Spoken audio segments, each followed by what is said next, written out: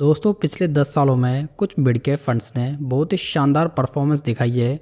उन्हीं में से एक है HDFC mid cap opportunities fund. इस फंड की लोकप्रियता का अंदाज़ा आप इसी बात से लगा सकते हैं कि इसका लेटेस्ट AUM अभी के समय 65,394 करोड़ रुपीज़ हो चुका है। मतलब कि भारी मात्रा में इन्वेस्टर्स ने इस फंड में इन्वेस्ट किया हुआ है। दोस्तों आज के इस वीडियो में हम इसी फंड का डिटेल में रिव्यू करेंगे, जिसमें कि हम इस फंड को सभी इम्पोर्टेंट पैरामीटर्स पर रिव्यू करेंगे और साथ ही इस वीडियो के लास्ट में हम ये भी जानेंगे कि क्या एग्जिस्टिंग इन्वेस्टर्स को इस फंड के साथ में कंटिन्यू करना चाहिए या नहीं, और क्या फ्रेश इन्वेस्टर्स को इस फंड में एंट्री लेनी चाहिए या नहीं। तो चलिए वीडियो शुरू करते हैं और सबसे पहले फंड की बेसिक डिटेल्स की बात कर लेते हैं। ये मिड कैप फंड 25 जून 2007 को लॉन्च हुआ था। इसका benchmark index Nifty mid cap 150 TRI है। अगर इसका एक्सपेंस रेशियो देखें दोस्तों तो ये 0.76% है, जबकि कैटेगरी एवरेज का एक्सपेंस रेशियो 0.73% है। मतलब कि ये फंड आपको कैटेगरी एवरेज की तुलना में हल्का सा एक्सपेंसिव पड़ेगा। स्कीम के फंड मैनेजर्स की बात करें तो इसे 2013 से मिस्टर चिराग सेतलवद और मिस्टर ध्रुव मुच्छल मैनेज कर रहे हैं। मतलब कि फंड मैनेजर्स इस स्कीम के साथ में काफ़ी लंबे समय से बने हुए हैं, जो कि फंड स्टेबिलिटी के लिए एक बढ़िया पॉजिटिव है। चलिए आगे बढ़ते हैं और इस फंड को रिटर्न्स के बेसिस पर इवैल्यूएट करते हैं।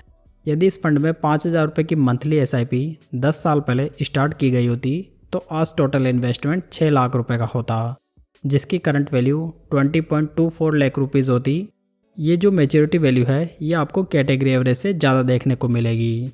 जबकि दूसरी ओर यदि इस फंड में 10 साल पहले 1 लाख रुपए का लमसम इन्वेस्टमेंट किया गया होता तो आज उसकी करंट वैल्यू 6.65 लाख रुपीज़ होती।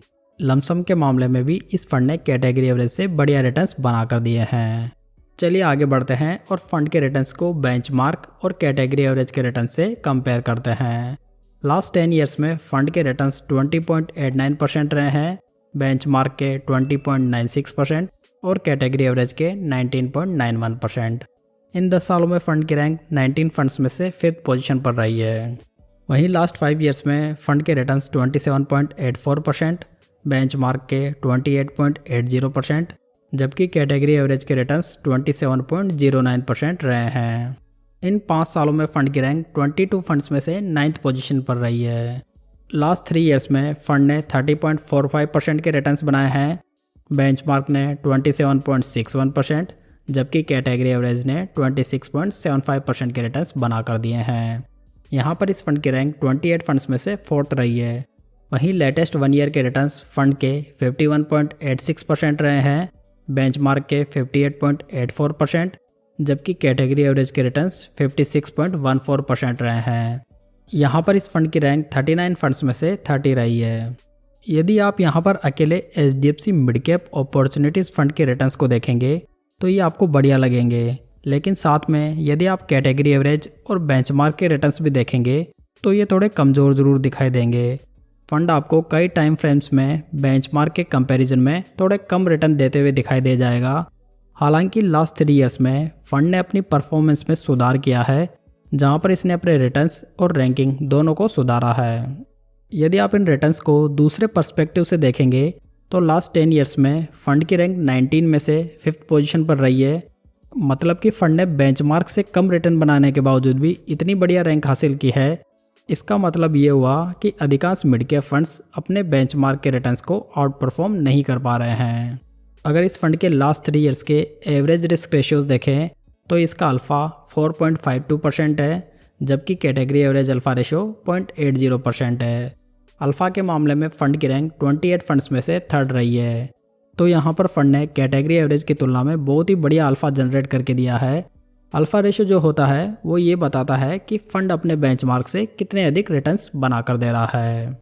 बीटा रेशियो की बात करें तो ये फ़ंड का 0.88 है, जबकि कैटेगरी एवरेज का 0.92। बीटा रेशियो जो होता है वो फ़ंड की वॉलेटिलिटी को नापता है, तो यहाँ पर यह फ़ंड कैटेगरी एवरेज की तुलना में थोड़ा कम वॉलेटाइल है।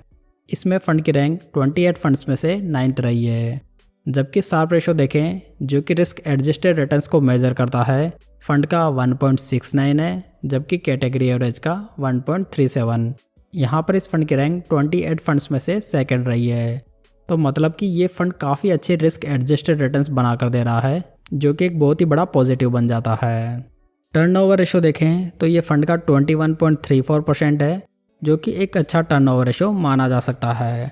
टर्नओवर रेशो ये बताता है कि फंड मैनेजर ने पोर्टफोलियो स्टॉक्स में एक साल में कितने चेंजेस किए हैं, और ये रेशो यदि कम हो तो ये बढ़िया माना जाता है। चलिए आगे बढ़ते हैं और फंड को पोर्टफोलियो के बेसिस पर रिव्यू करते हैं।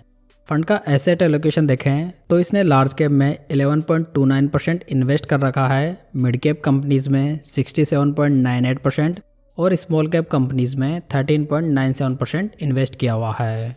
HDFC मिड कैप फंड में नंबर ऑफ स्टॉक्स की बात करें तो ये 72 है। फंड के टॉप 10 स्टॉक्स में 29.95% इन्वेस्टेड है, जबकि पोर्टफोलियो का PE रेशो 20.87 है। मतलब कि पोर्टफोलियो बहुत ही ज़्यादा ओवर वैल्यूड नहीं है। अगर सेक्टर वाइज एलोकेशन देखें तो इस फंड ने financial, capital goods, health care, automobile और सर्विसेज में हाईएस्ट एक्सपोजर बना रखा है। मतलब कि इन्होंने बहुत ही बढ़िया सेक्टर चुने हैं, हालांकि फाइनेंशियल सेक्टर में थोड़ा बहुत एक्सपोजर ज़्यादा है। आप फंड के स्टॉक्स की कंप्लीट होल्डिंग यहाँ पर देख सकते हैं। यहाँ पर आपको Indian hotels, max finance, federal bank, Balkrishna industries और अपोलो टायर्स में हाईएस्ट एक्सपोजर देखने को मिल जाएगा। कुल मिलाकर फंड का पोर्टफोलियो वेल डाइवर्सिफाइड नज़र आ रहा है, जिसे कि कैटेगरी एवरेज के अकॉर्डिंग ही ड्राफ्ट किया गया है। फंड की रेटिंग की बात करें तो इसे क्रिसल और वैल्यू रिसर्च दोनों ने 4 स्टार की रेटिंग दी है। मतलब कि फंड की रेटिंग के साथ में कोई भी इशू नहीं है। दोस्तों अगर सभी इंपॉर्टेंट पैरामीटर्स पर देखा जाए तो फंड अभी के समय बढ़िया दिखाई दे रहा है। लास्ट 10 ईयर्स से फंड मोर देन 20% के एनुअलाइज रिटर्न्स बना रहा है, जो कि अच्छे रिटर्न्स माने जा सकते हैं।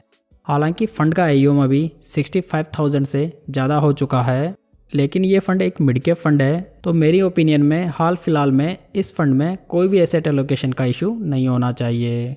तो मेरे हिसाब से पहले से इन्वेस्टेड इन्वेस्टर्स इस फंड को कंटिन्यू कर सकते हैं और फ्रेश इन्वेस्टर्स भी इस फंड में SIP करने के बारे में सोच सकते हैं।